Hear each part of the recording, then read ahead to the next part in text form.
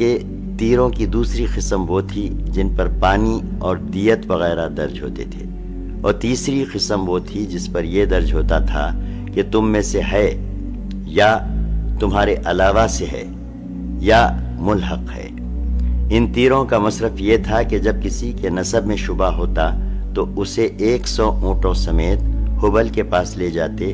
اونٹوں کو تیر والے مہند کے حوالے کرتے اور وہ تمام تیروں کو ایک ساتھ ملا کر گھماتا، جھنجھوڑتا، پھر ایک تیر نکالتا۔ اب اگر یہ نکلتا کہ تم میں سے ہے تو وہ ان کے قبیلے کا ایک معزز فرد قرار پاتا، اور اگر یہ برآمد ہوتا کہ تمہارے غیر سے ہے تو حلیف قرار پاتا، اور اگر یہ نکلتا کہ ملحق ہے تو ان کے اندر اپنی حیثیت پر برقرار رہتا، نہ قبیلے کا فرد مانا جاتا نہ حلیف۔ اسی سے ملتا جلتا ایک رواج مشرکین میں جوا کھیلنے اور جوے کے تیر استعمال کرنے کا تھا۔ اسی تیر کی نشاندہی پر وہ جوے کا اونٹ ذبح کر کے اس کا گوشت بانٹتے تھے۔ مشرکین عرب کاہنوں، عرافوں اور نجومیوں کی خبروں پر بھی ایمان رکھتے تھے۔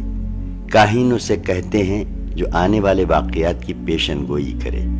اور رازہائے سربستہ سے واقفیت کا دعوے دار ہو۔ بعض کاہنوں کا یہ بھی دعویٰ تھا کہ ایک جن ان کے تابع ہے جو انہیں خبریں پہنچاتا رہتا ہے، اور بعض کاہن کہتے تھے کہ انہیں ایسا فہم عطا کیا گیا ہے جس کے ذریعے وہ غیب کا پتہ لگا لیتے ہیں۔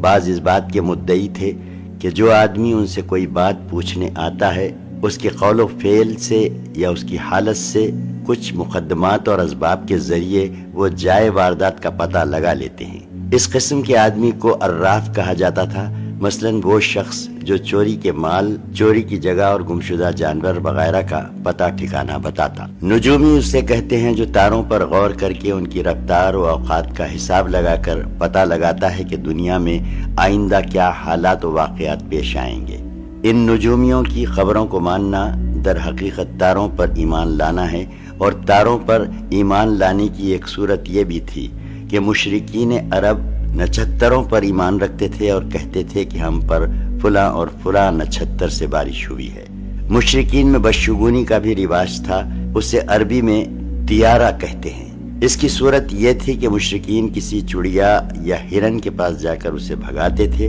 پھر اگر وہ داہنی جانب بھاگتا تو اسے اچھائی اور کامیابی کی علامت سمجھ کر اپنا کام کر گزرتے، اور اگر بائیں جانب بھاگتا تو اسے نحوست کی علامت سمجھ کر اپنے کام سے باز رہتے۔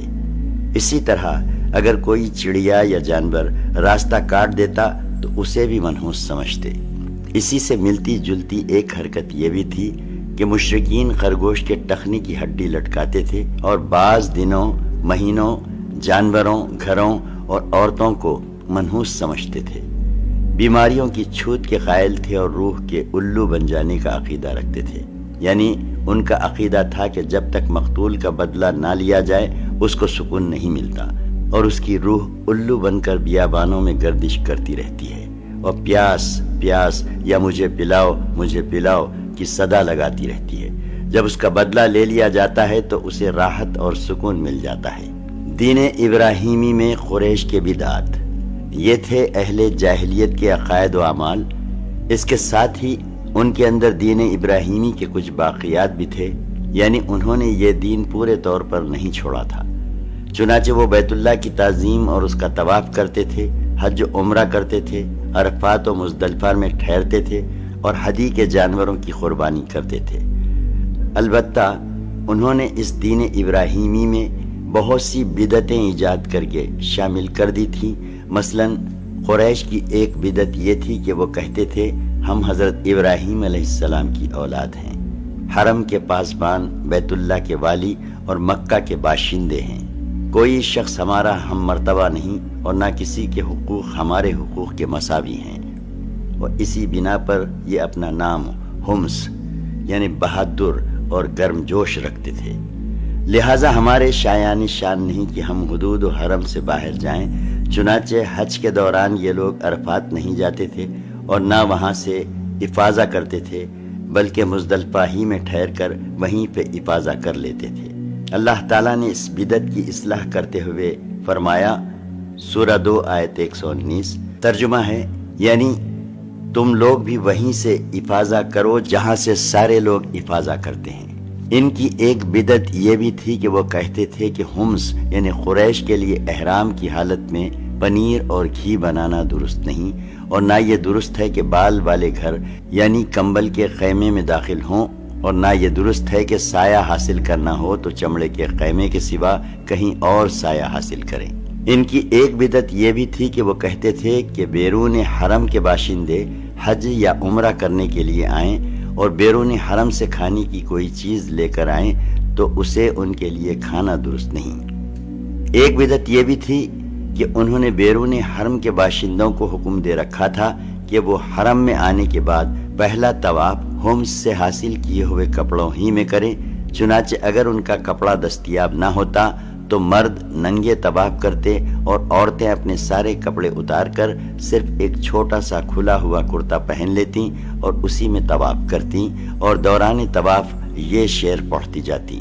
جس کا ترجمہ ہے: آج کچھ یا کل شرمگاہ کھل جائے گی، لیکن جو کھل جائے میں اسے دیکھنا حلال نہیں قرار دیتی۔ اللہ تعالیٰ نے اس خرافات کے خاتمے کے لیے فرمایا، سورہ 7 آیت 31، ترجمہ ہے: اے آدم کے بیٹو،